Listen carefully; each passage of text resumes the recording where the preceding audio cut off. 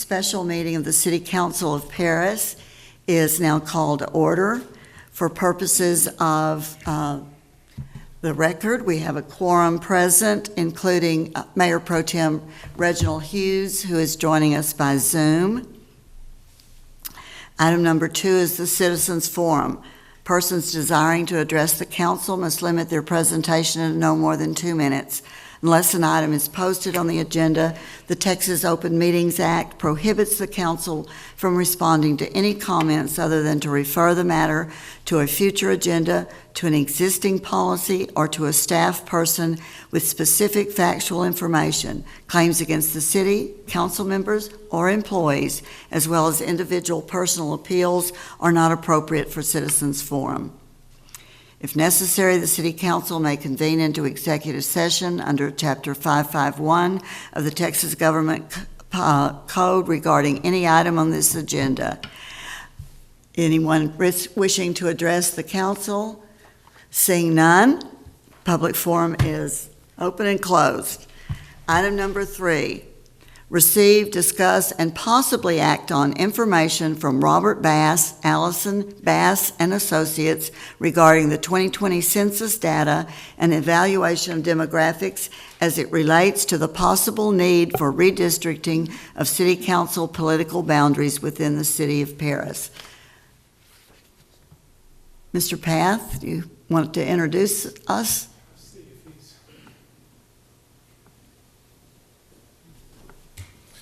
Mr. Bass, can you hear us? I think you may be on mute.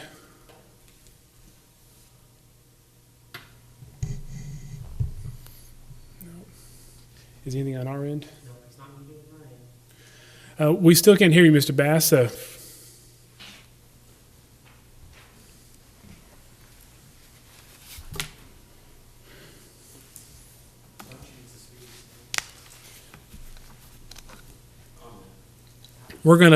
We can't hear Mr. Bass. We're gonna look at a few things on our end real quick. Can you hear us okay?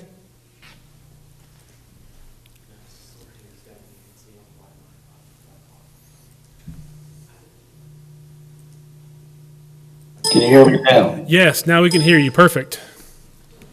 Sorry about that. We had some errors on our end. So we have Mr. Robert Bass. He is our contracted legal counsel for the redistricting project, and working with him, we called a special meeting here because we are on unfortunately a tight timeline in order to do proper redistricting. So I will turn over to you, Mr. Bass. Thank you. I'm not sure how much of the data you've already received. If it's at all possible, I would like to share a screen with you, perhaps. Is that possible? Yes. I'm getting a message that you've disabled my ability to share a screen. I think we're working on that right now, I think.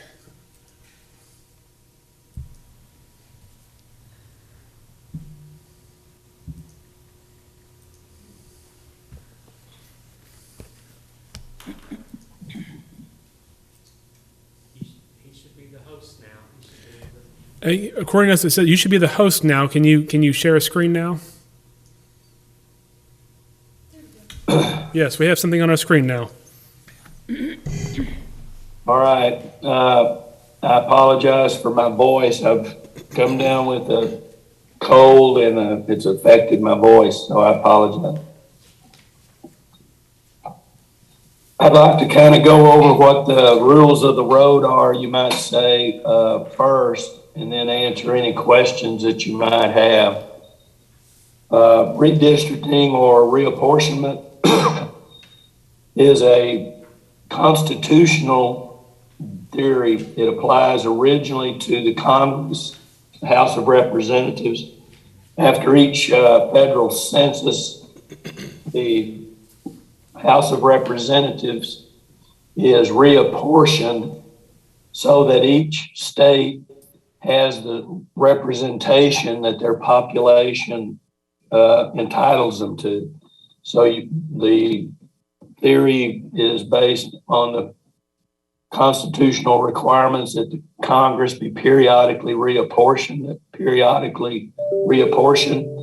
The total population of the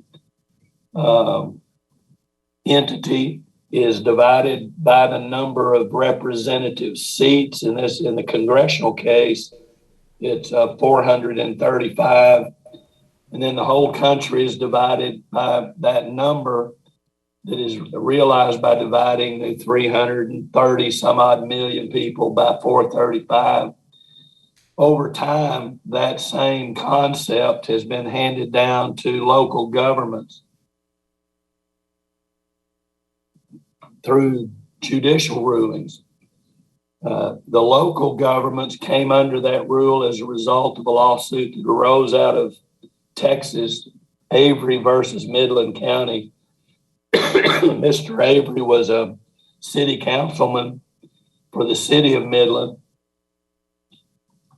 And at that time, the entire city of Midland was in one quadrant of the county. The county had been divided historically into 4 commissioners' court precincts, each roughly a quarter of the county, just a simple division of the county into 4 quarters.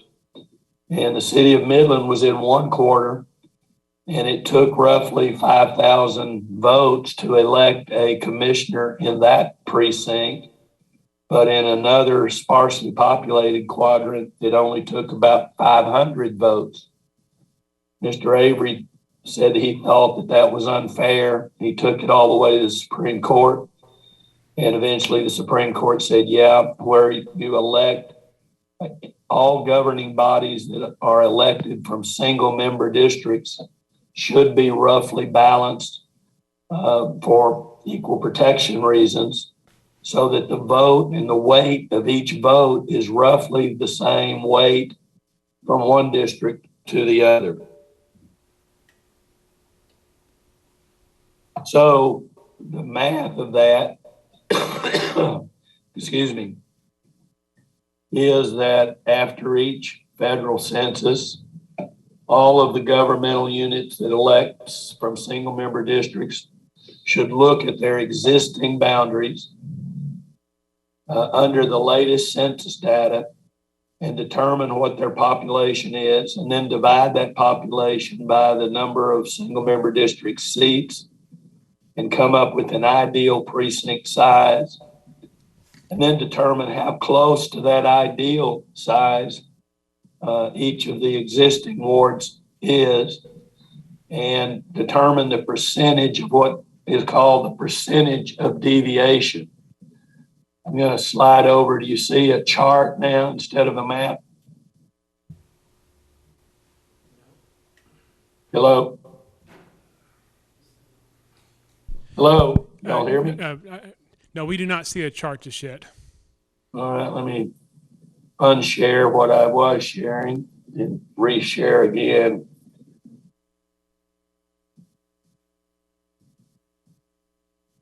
What about now? Yes, we see a table on what looks like a Word document. Yeah, all right. So using that approach, the city of Paris, after the census, we applied the census numbers to your city, and you should have a rough population of 24,476 based on that data.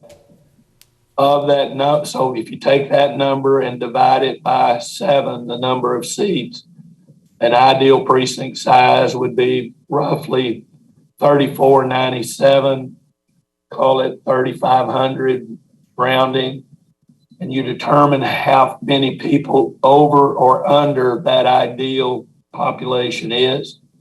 You determine what each precinct, the population of that ward or precinct, and then you take the percentage of that deviation. You would take, in this example, Ward 1 is underpopulated by 408 people.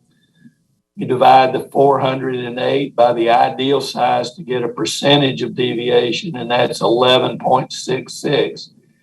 That is your most underpopulated ward. The most overpopulated is Ward 7. It's 841 people overpopulated, or 24.06. You add those two extreme ends of the range of deviation together, disregarding the plus or minus sign, you get a 36.26.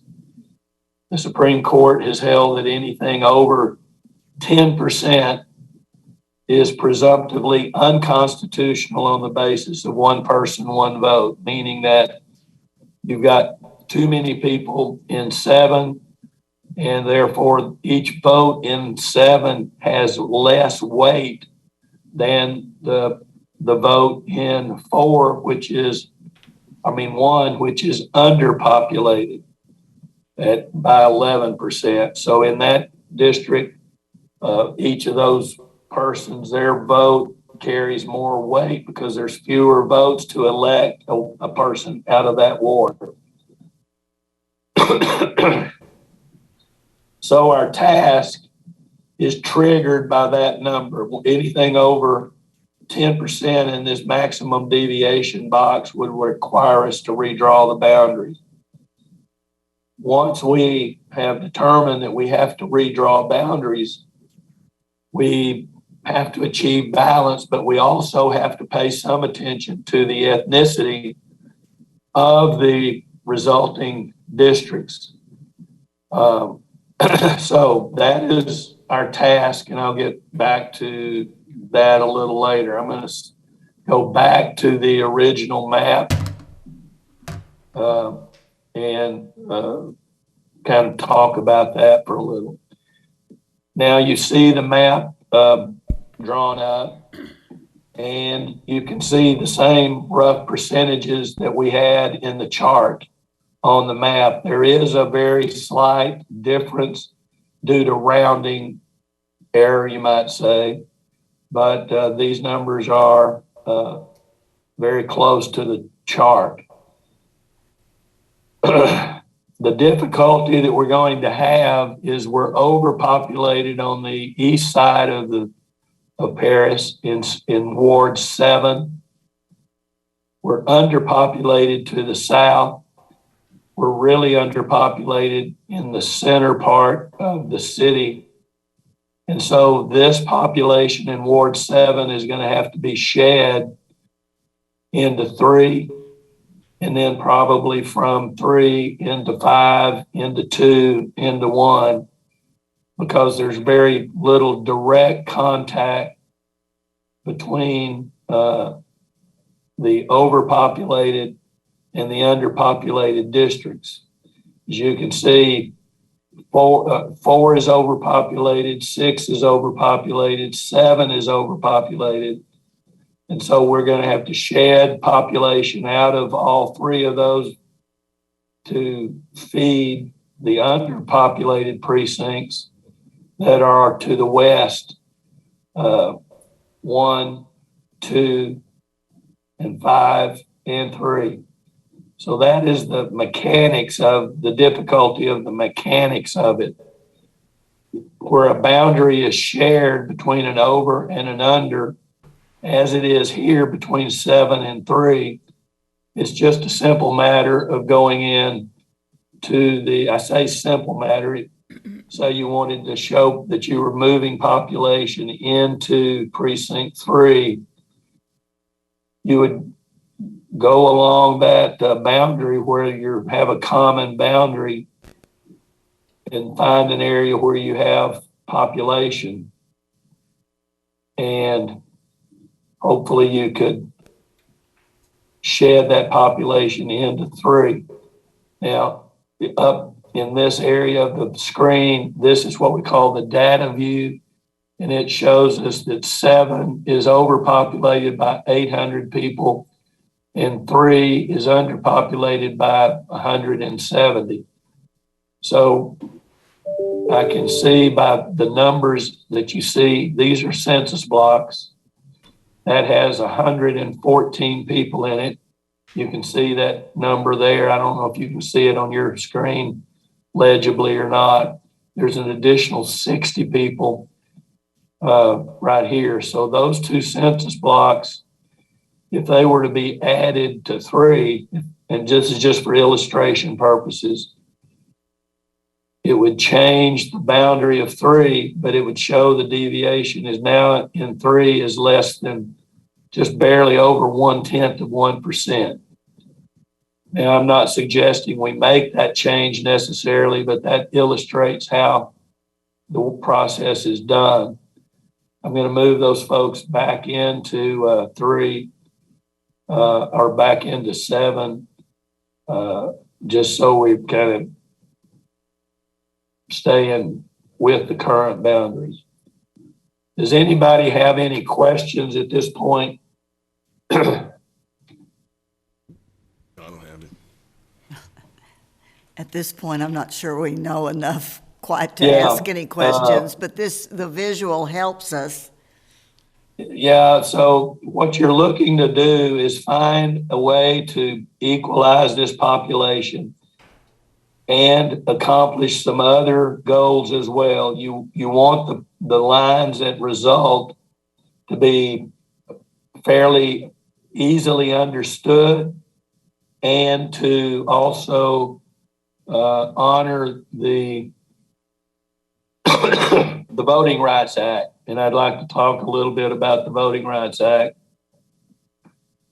The Voting Rights Act says it was passed in 1964. Up until 2013, entities in the South primarily, but there were certain jurisdictions. Texas was one of them. So all political entities in Texas, all political jurisdictions that had to redistrict had to submit their plan prior to being implemented to the Department of Justice for what was known as pre-clearance.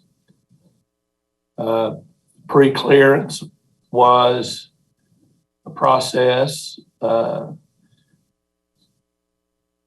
whereby the Department of Justice would review your plan before the entity was allowed to put it into effect. Under the Voting Rights Act, if there was a sufficient minority population of sufficient size and compactness to allow that minority population to have some reasonable expectations based on their percentage of the total population, you would not be permitted to fragment or dilute that voting strength in your resulting plan. So the last pre-cleared plan would be establish what we call your benchmarks. We represented the city of Paris 10 years ago, and we obtained pre-clearance of a plan that had Black or a minority percentage of Black population in precincts 1 and 2 of about 44 in 1 and 43% in 2. We will be if we were to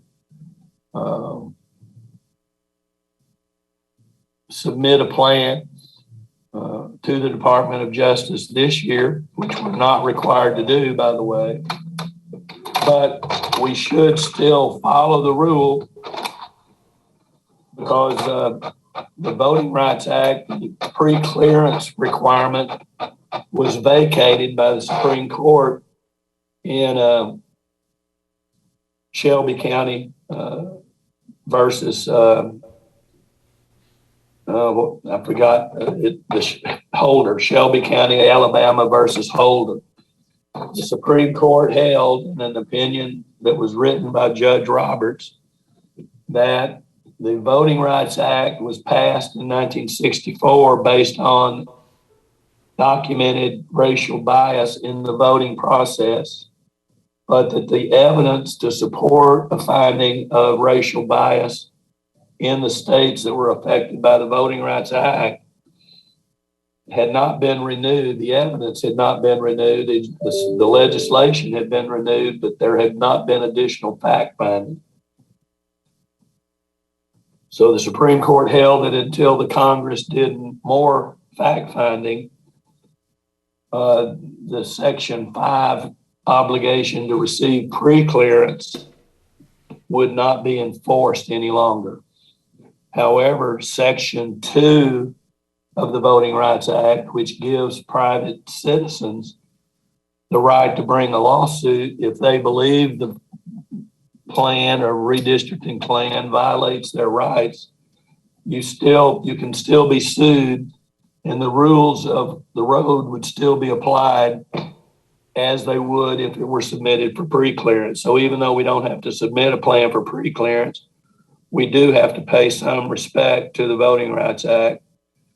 And so the combined minority, that would include Black population, Hispanic population, and, American Indian, Asian, Hispanic, Pacific Islanders, other, and those who report multi-race, all of those can be considered as minority.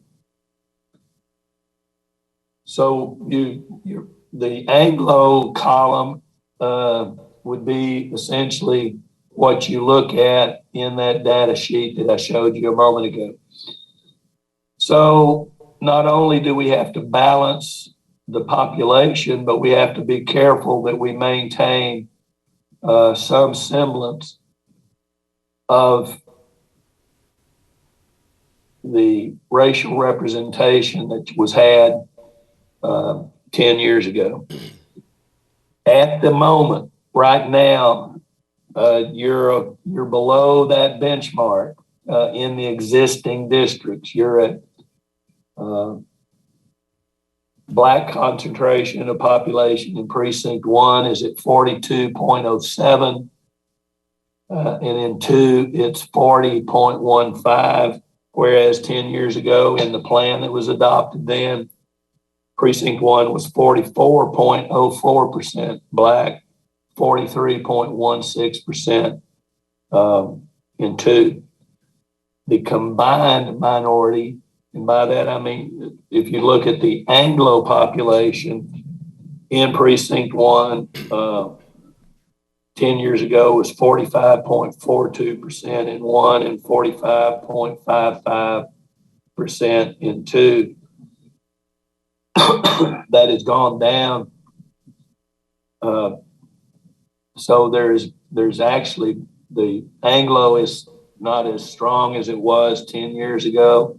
Today, as they exist in their unbalanced state, the Anglo population in Ward 1 is 42.24%. In Ward 1, in Ward 2, it's 41.28%. The notable difference, I suppose, is that the other and the multi-race categories have gone up significantly, while the Black population as a percentage has stayed roughly static. It's actually 300ths less a percentage of the total today than it was 10 years ago. 10 years ago, there were 5,813 Black individuals in the city. Under the 2020 data, that's gone down to 5,643. So close to 2,000 fewer Black individuals live in the city in 2020. The Hispanic count has gone up. 10 years ago, the Hispanic population count was 8.22%, or about 2,068 individuals. And in the 2020, it's 2,908, or 11.86%. So the Hispanic population has increased by about 2,000 about 900, and the black population has declined by about 2,000. And then the multi-race and the other have increased from about 0.08 and 2.75 in 2010 to 0.23 and 5.38 in 2020. Another factor that is happens, population to move around within the city, and the population of both minorities, Black and Hispanic, are now more diffuse, wider spread. They don't live in concentrated numbers in readily identifiable neighborhoods to the extent that they did 10 years ago.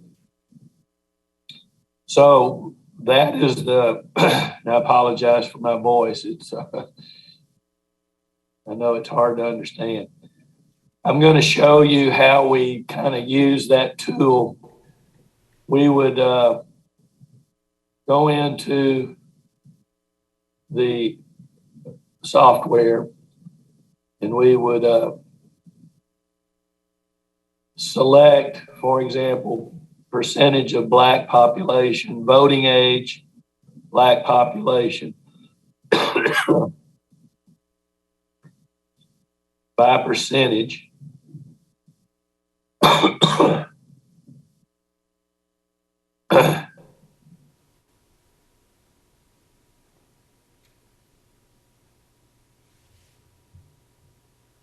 Over 18 years of age, and we would divide that population into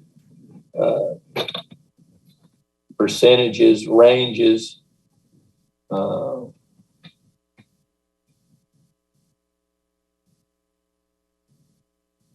so as you can see from this chart, the census blocks that are at 50% or below show up in red.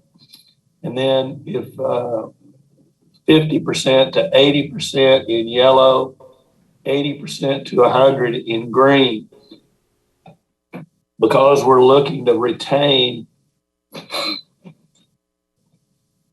as much minority content in precincts 1 and 2 as we reasonably can to meet those benchmarks.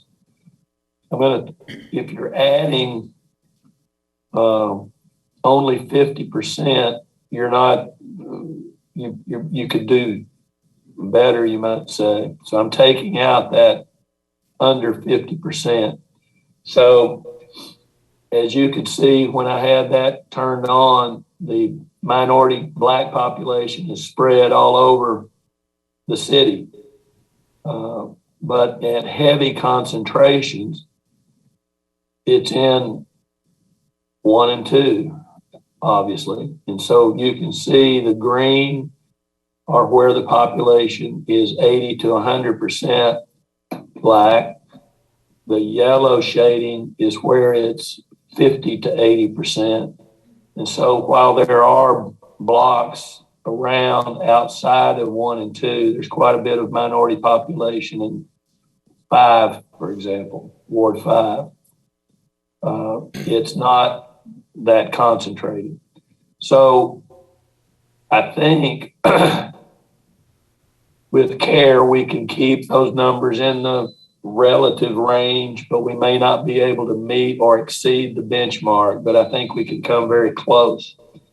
But the primary difficulty is going to be how we shift that population out of 7, 6, and 4 into 3, 5, 1, and 2. The underpopulated precincts in the central corridor. The growth of the city has been on the outer edges of the city. Any questions or comments?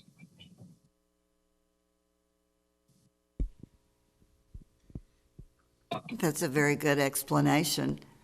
Do you do the study, Mr. Bass, and present us with possible redistricting maps, or do we actually get in there and look at it ourselves with your guidance?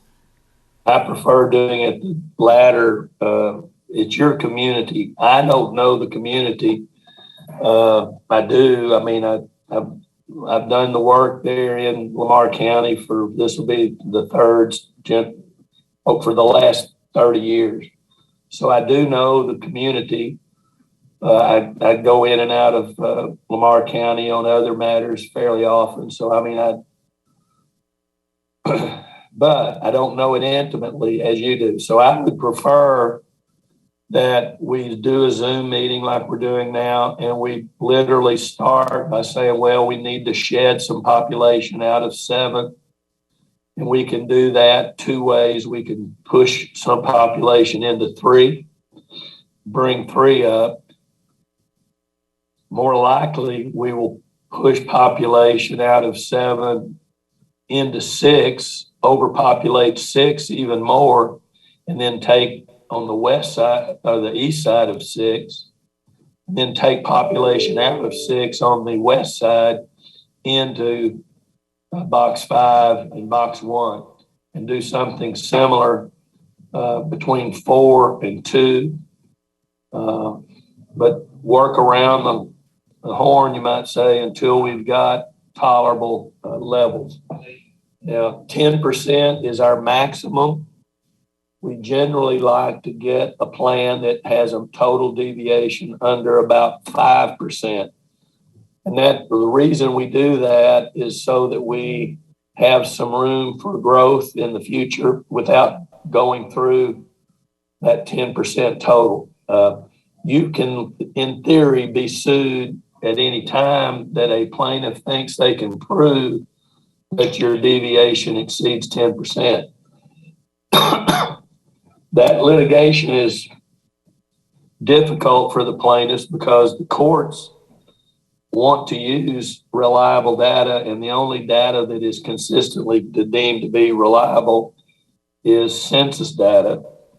There is some use of census related data like the community standards or community summary data that is it's estimated population, but it's not at the block level, the census block level.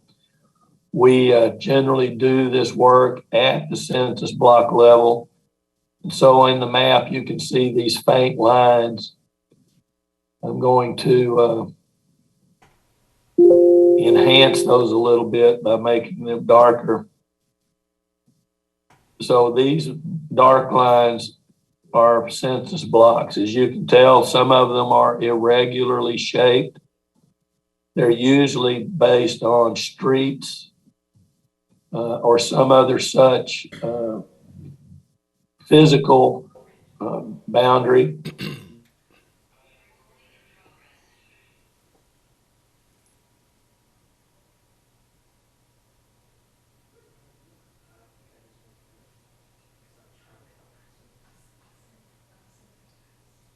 Mr. Bass, can you hear us?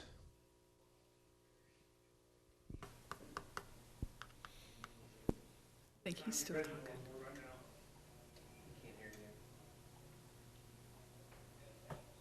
Mr. Bass, can you hear me?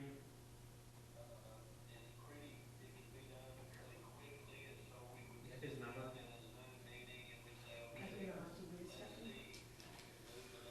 Mr. Bass, we're gonna have to put you on hold a second. We're trying to get a councilman in there, and we took over the meeting. So just stand by a second.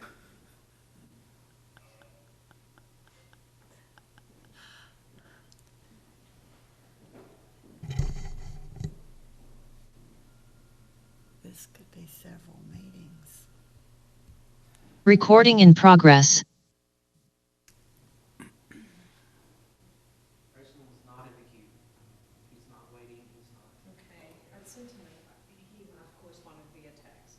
I told him to go back to the email, to click on, and I'll get the password. That doesn't have a password. They did in the email you sent.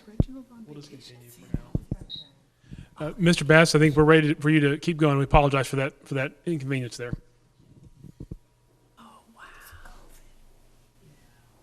Well, I think we're on mute right now. Did he drive? Yeah. He drove. Mr. Bass, I think we're ready to get started again. We apologize for that. Yeah. Not a problem. So, in answer to your question, yeah, we would work with you and I'd like to kind of give you an illustration. If we were to target precinct 3, before I've just selected these 2 blocks up here, well, that made it sort of an irregular bump, you might say, in the line. More likely, we would come out and take the area around the airport. There's very little population, and then move up into this area, for example, and add that to 3. And you can see the percentage of deviation is still, it's underpopulated by 3%, but we knocked about 3% off of the deviation that was in 7 that we were at. 3 was 4.85 under. It's now 3.2. 7 was 24.06. It's now at 22.39. And so that is the way we would do it. And then we might even come in here and see, well, if we stayed along, say, the highway there, how much would that help? And that brings us, now we actually have an overpopulated situation in precinct 3. So that was more than we needed.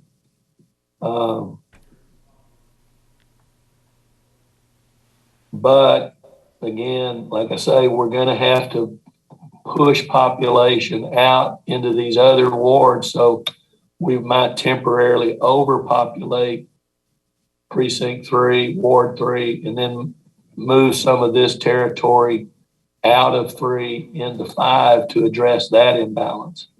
Does that make sense? Yes. Yep.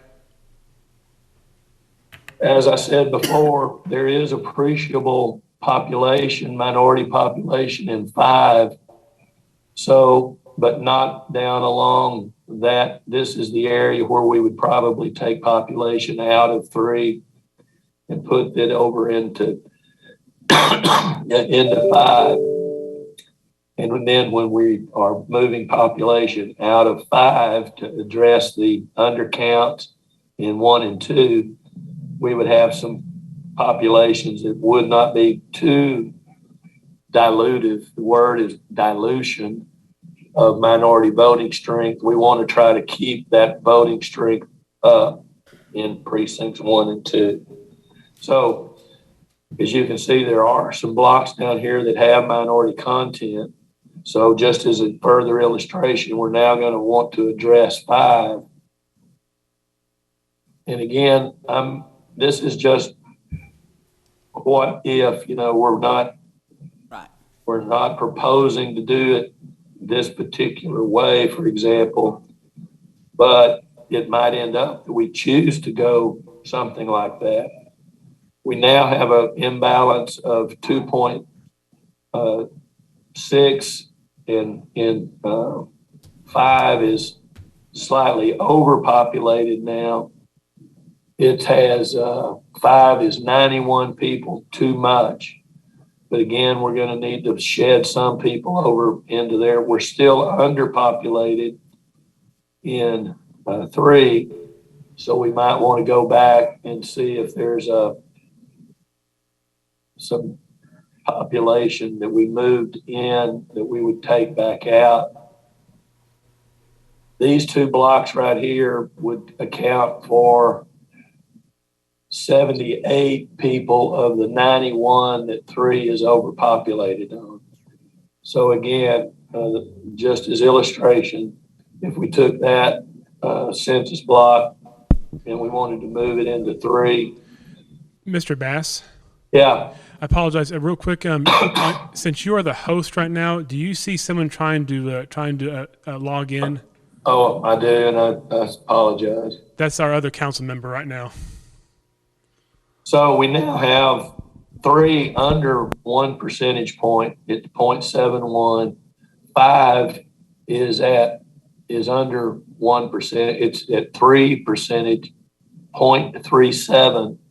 So we have balanced now 3 and 5. So we really, arguably won't have to do anything more to those 2 districts, but we will have to continue to work on 7.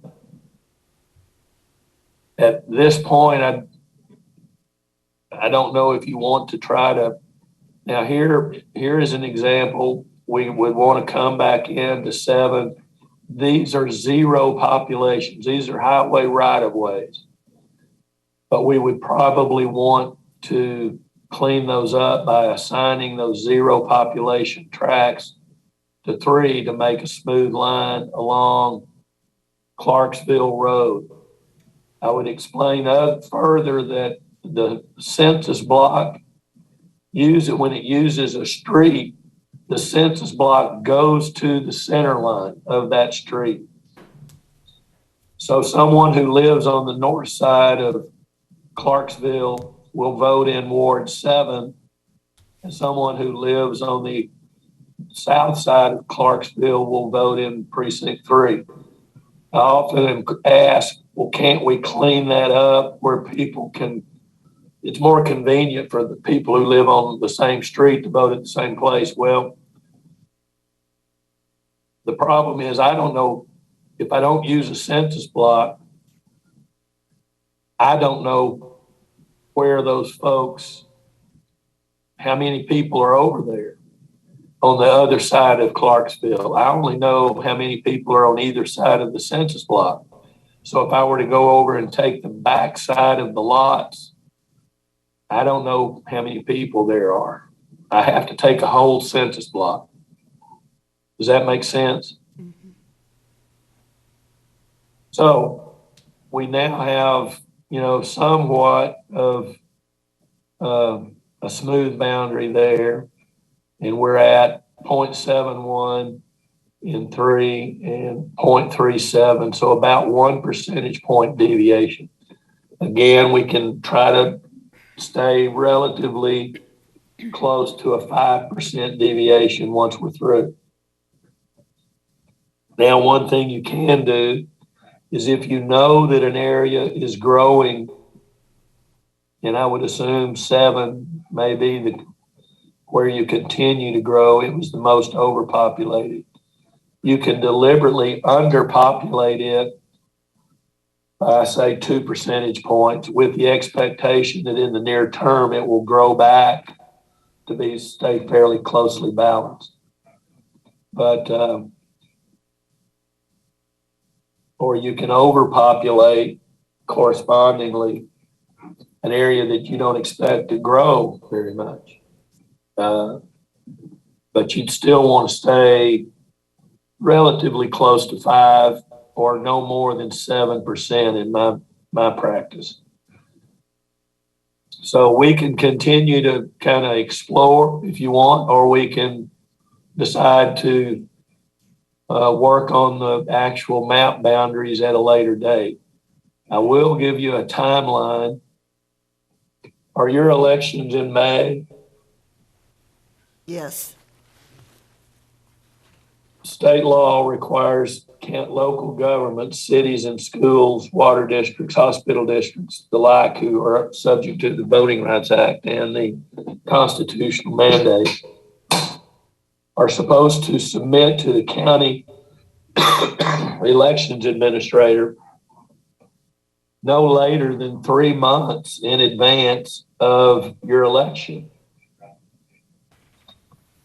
any changes in your boundaries. So if your election is on May the 7th, for example, the first Saturday in May, 3 months before that is February the 7th. So we, at the latest, the city of Paris would have to adopt a new redistricting plan, certainly no later than February the 7th. And frankly, as much earlier as that, as you're comfortable with getting done. Now, I have not looked at your charter or your bylaws, or I don't know if some cities have provisions for redistricting that require a public hearing 30 days in advance of adopting the plan.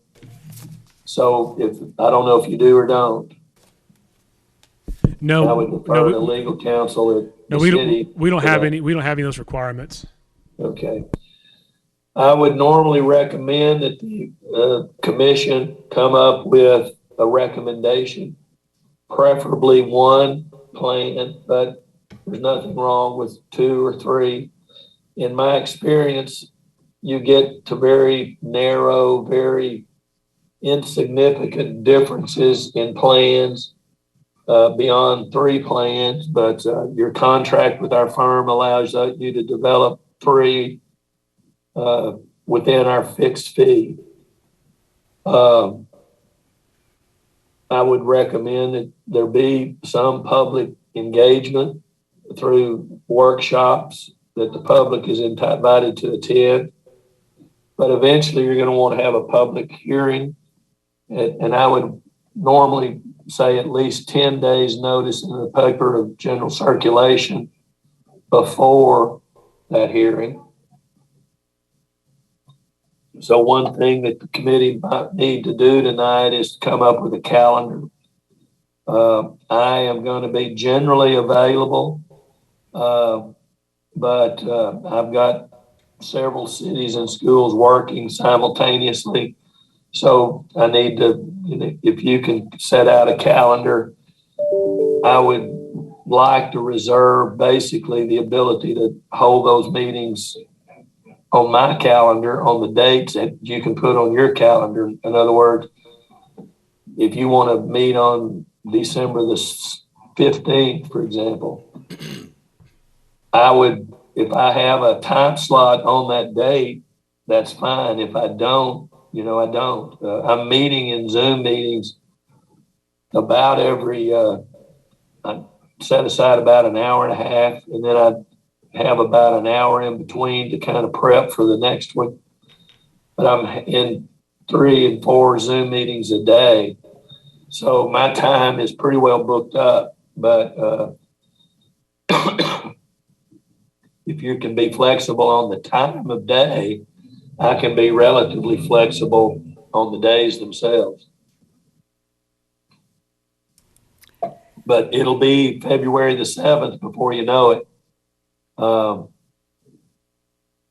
So any thoughts or comments on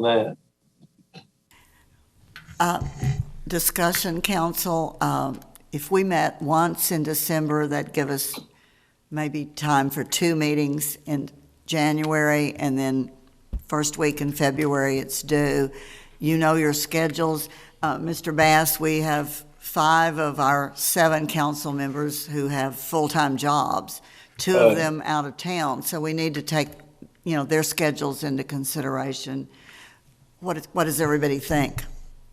I don't mind meeting in the evenings if that's more convenient. Yes, evenings. Mr. Savage says yes. Yes. Yes, ma'am. Okay. Ms. Stone, I'm sure that's better for you. I think we have a consensus that we'd prefer an evening meeting for the time for those 3 meetings. You think 3 is enough? There's really no magic number, but yes, ma'am, I think 3 meetings, we can come up. I was going to pull up my calendar on the week of, are you going to want to meet? You said 1 meeting in December. If we can squeeze that in, does that work for everybody? What day? I am not available on the 17th or the 20th. I have some availability, though, the week of the 13th, with the exception of the 17th.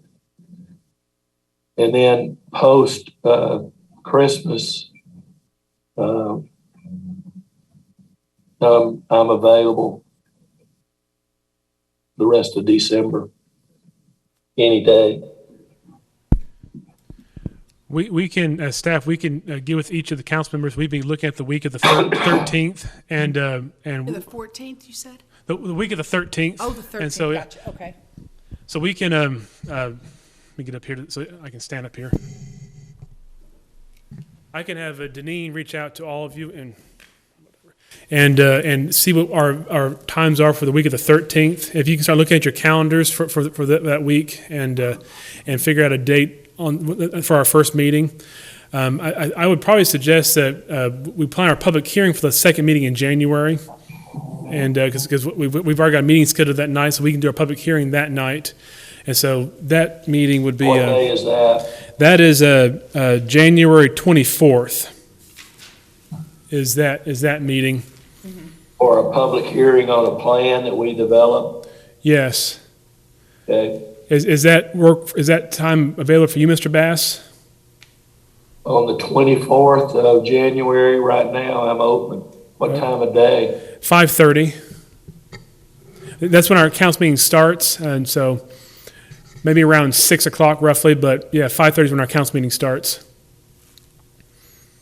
I will try to make that a physical appearance because the questions that come up usually are better answered personally rather than remotely, but I've got it on my calendar now. So we can look for a workshop the week of the 13th of December, and Mr. Bass, what are your schedules looking like the week of January 3rd? January 3rd.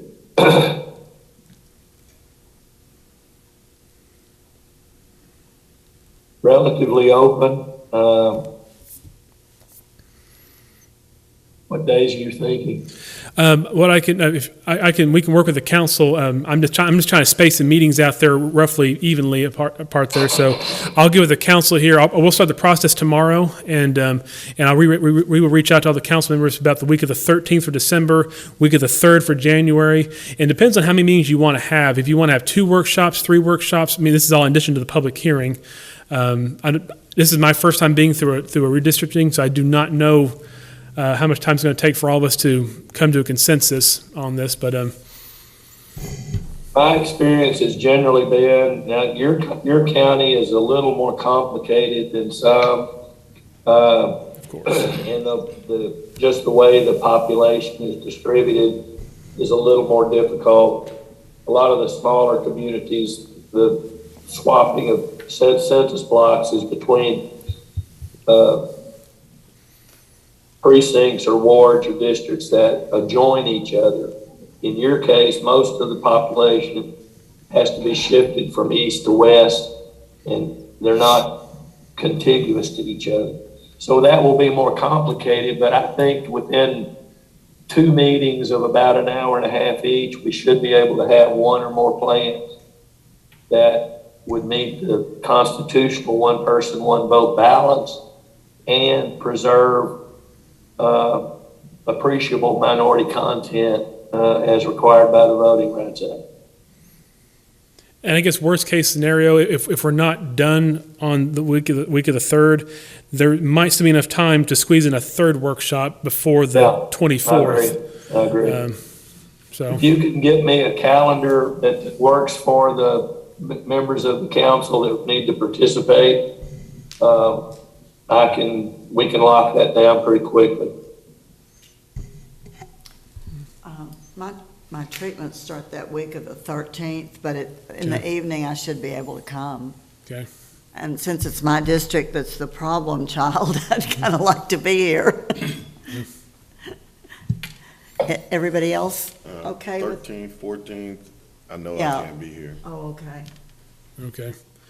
Well, we'll try to work it out to where we get as many, if not all of you as possible. And I may not be able to get all 7 each time, but we're going to try to get all 7 if possible. So we'll try to work around that. On the week of January the 10th, I have conflicts that will take me out of town for most of the day on the 10th and the 11th of January.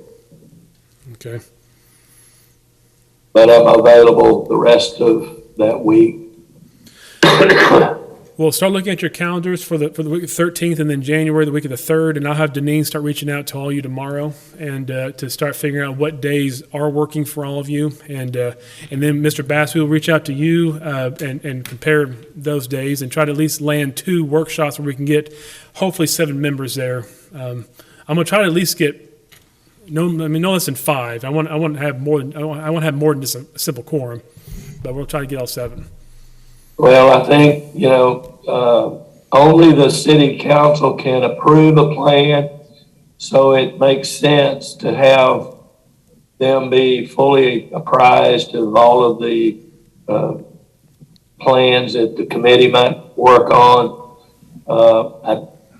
I've had occasion where a commissioner's court was unable to accept a citizens committee recommendation, and it was a train wreck.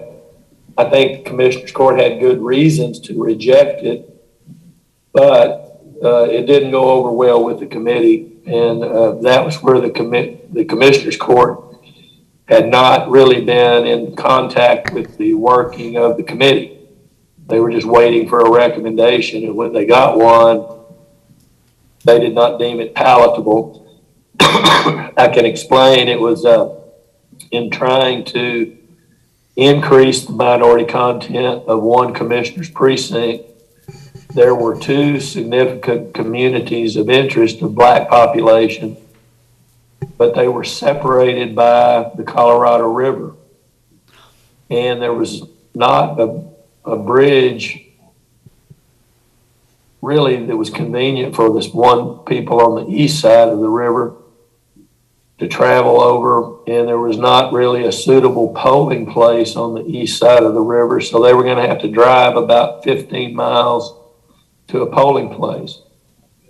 The plan that the commissioners adopted eventually was about 2 percentage points weaker of minority content, but their belief was that the turnout would be higher by keeping minority content on one side of the river that could vote in a neighborhood polling place that they were accustomed to polling at. And I think that was not an unwise decision. And so they voted to reject the Citizens Committee and adopted a plan that they developed themselves. But that did not go over well politically, and there was quite a bit of controversy. So I think having the members of the city council that are affected sitting in is a good thing to do. Mr. Bass, do you have anything already preliminary drawn up to the way y'all think it should go? I don't. I normally, I can do that. I call those Plan X because they're not developed with much input from the client. I can work something up if you want me to as one alternative, but I generally prefer that the people who are affected and who know their community most and best have their hands on it as well. And I don't mind fading the heat, but I've been the subject of considerable controversy myself, in the sense that at the public hearing that they said, well, who developed this plan? Well, our lawyer did. Well, what does he know about it? It doesn't go over well to have a plan handed to you that local input was not a part of or much part of. But I can do a plan, if you want me to, that pays attention to both the standards. Would that be against anybody? I mean, just, you're going to have 3 of them, right? Is that right? The way I understood it, we're going to have three options. 2 options we're going to have all the turning and burning on, and then one that he can just say this meets all the criteria of the legislature and the minority here and there and the lines and the people and all that. Well, I think we should give it a go, at least at the first meeting in December, and see how we do. And then if we're completely at a a stalemate or don't know where to go next, then perhaps Mr. Bass could present something. How do y'all feel? I agree with what you're saying, Paula. I know I don't work well from a computer. I work better from a map in front of me, but that's probably cumbersome, and you younger people probably like moving it around, but If I sent you a shape file, do y'all know what a shape file is at your end? Do you have the ability to print a map off at your end? Yes. Yeah. I have limited ability to get you hard copy maps at suitable scales in a timely manner, other than sending you a shape file and letting you print it off at your end at the size and scale that you prefer. I can do that easily. Getting you a hard copy map is harder. Yeah, Mr. Bass, why don't you go ahead and send me the shape file, and we'll print off for the council some larger maps so you can all have one individually. Now, obviously, the software, obviously, the map, he'll have to be using the software in order to figure out, okay, real time, if we do this change, it changes percentages. But otherwise, just having a map in front of you may give you a starting point. well, it's awkward to me that we're all spread out. To me, I see us around a big table, all looking at the same map and cut and paste. I don't know. Ms. Ellis, is that the way it's been done in the past? Yes, ma'am, it has. We in the past have traveled to sit down with you with the laptop, but then we're looking at computer screens where we can pipe the video, you might say, to individual or large screens, whatever, or we can throw it up on a projector. With COVID and with the compressed time, we've resorted to virtual almost exclusively, simply because of the logistics of getting the counties done. We did 6 months worth of work that we would normally do over 6 months in about 5 weeks. But we did most all of it all by virtual meetings, and I don't like it personally. There's something to be said for sitting across the table from each other, but it does work, and it is the way we've managed to do a ton of work in a short period of time. But if you want, I can travel. It means travel takes, it's the time en route and returning that eat into the time I could be spending with another entity. So if we're going to travel, I prefer to do it toward the end of the day, and then I can travel back home at night.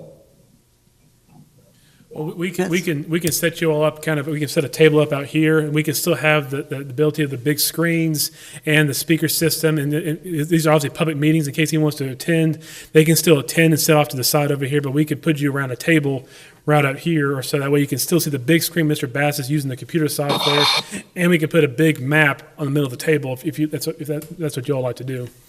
I see no reason that wouldn't work. How does everybody else feel about that on the council? I think that's fine. Okay. That'll work Do we great. need to act on this? Is getting him a calendar the action we need to take? I would think so at this time. Just get me a sort of a calendar of events, and then we'll go from there. I am not going to develop a Plan X until after y'all's first meeting, whenever that may be. I may do one just for my own sake, but I'm not going to display it to anybody, frankly, until we've had a chance to work on one that's more your work than mine. Mr. Bass, this is Stephanie Harris. I'm the city attorney. We have a separate agenda item for that, but we've kind of already done that now. So Okay. there's no action required. It's just when you get to number 6, we've already done number 6. Okay. All right. Any more discussion on item number 3?